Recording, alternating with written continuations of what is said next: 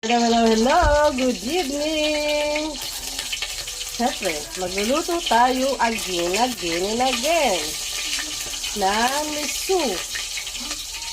Mag-iisa tayo muna ng loya. Sunod natin yung bawang, sibuyas, at kamatis.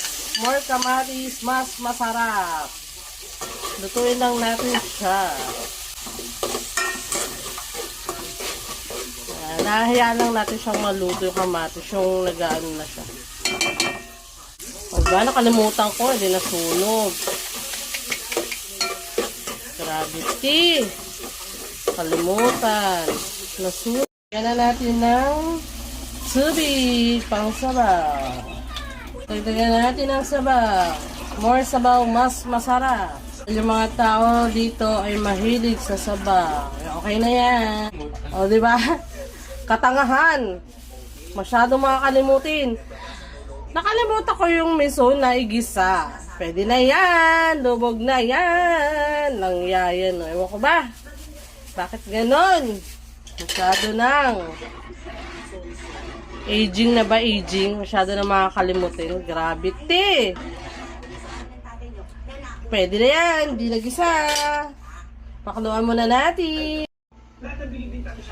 Kumukulo na. O, diba? Kumulo na siya. Lagyan na natin ang sinigang mix.